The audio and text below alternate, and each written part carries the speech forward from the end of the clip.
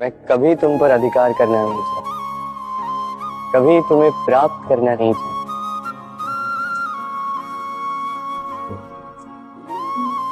क्योंकि प्रेम भी लक्ष्य की ही भांति पाया नहीं जिया जाता है। पाने और खोने का उपक्रम व्यापारी का होता है, पुजारी का नहीं। और तुम मेरी पूजा हो रहा, मेरी आराधना।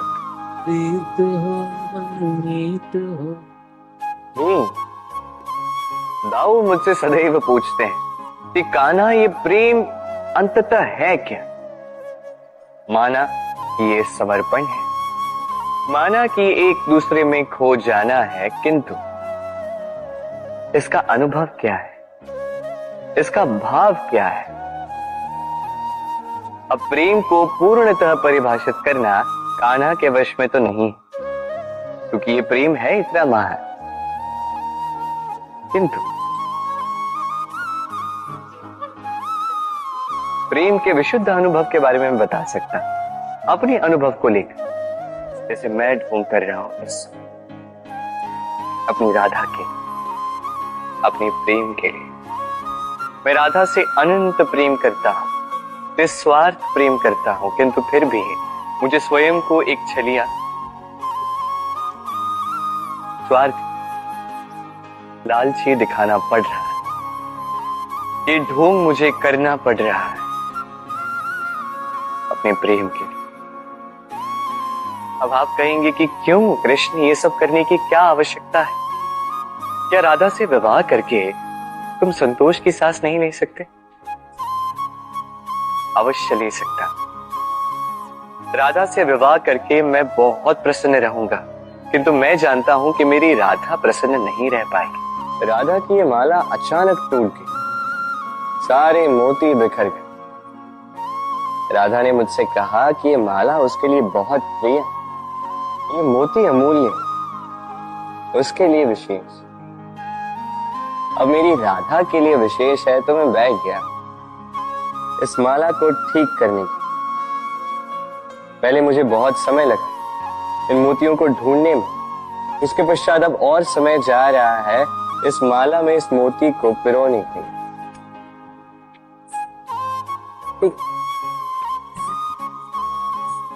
अब आप सोच रहे होंगे कि क्यों ना इसके स्थान पर मैं कोई नई माला ही ले, किंतु नहीं। कोई नई माला राधा पर देखकर मुझे इतनी प्रसन्नता नहीं होगी जितनी वो माला देखकर होगी जो राधा को प्रिय। रखिएगा, इस संसार में कोई भी भाव या वस्तु बुरी नहीं। यदि आप मानते हैं कि बुरी है तो किसी कारण से ये बुराई आवश्यक है, अन्यथा ईश्वर इसे हमारे संसार में रखते ही। इस बुराई का उद्देश्य है हमें अच्छाई का आभास करवाना, ताकि हम अच्छाई में अपना लक्ष्य साध सकें। इसलिए बुरों से कभी घृणा मत कीजिए, ये तो केवल भलाई की आवश्यकता के जनक, उन्हें भले में परिवर्तित कीजिए। असत्य से सत्य की ओर ले जाए, अंधकार से प्रकाश की ओर ले जाए, मृत्यु से अमरत्व की ओर ले जाए, किंतु प्रेम के पथ से। राधे राधे। बाबा कहते हैं कभी कीचड़ से या धूल से होली नहीं खेलना, उचित कहते हैं, किंतु फिर भी मैंने राधा के मुख पर कीचड़ लगा ही दी। कारण क्या? उसे सताना? कारण है उसे एक संदेश देना। अब देखिए, जैसे मुख पे लगा कीचड़ धुल जाने से मुख का वास्तवित्व तेज सामने आता है, उसी प्रकार राधा के मन में लगा ये अहंकार का कीचड़ धुल जाने से राधा का वास्तविक अस्तित्व निखर उठेगा, चमक उठेगा। आशा करते हैं वो शीघ्र ही हो जाए, किंतु तब तक आप भी एक संकल्प ले लीजिएगा, ठान लीजिए कि इस वर्ष इस होली पर अपने मन का सारा कीचड़ निकाल फेंकेंगे। ब्रिज की लठमार होली, अत्यंत लोकप्रिय है। केवल इसलिए नहीं, ये मेरे और राधा के गोलोक में अधूरी छूटी गाथा का एक भाग है, बल्कि इसलिए भी क्योंकि इसमें प्रेम, साहस और वीरता के भाव हैं।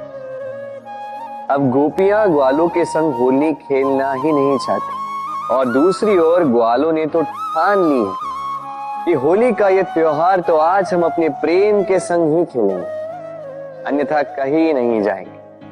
अब गोपियों के हाथ में ये लठ उनके हठ और उनके तिरस्कार का प्रतीक है। दूसरी ओर ग्वालों के हाथ में ये धार उनके अटूट निश्चय का प्रतीक है, जो मार सहते सहते भी अपने प्रेमी को अपने प्रेम के रंगों से भर ही देता है, और अंततः उसे उसका प्रेम मिल ही जाता है। अर्थात हर हठ पर, हर तिरस्कार पर विजय प्राप्त करना है तो वो केवल संभव होगा अटूट निश्चय से और अनंत प्रेम से। तो आइए मेरे साथ कहिए, राधे। बड़ी कला वो जो मन को प्रभावित करे, और सबसे बड़ा कलाकार वो जो औरों के मन में प्रवेश करे। जिसके पास ये गुण होगा वो कलाकार सबसे बड़ा होगा।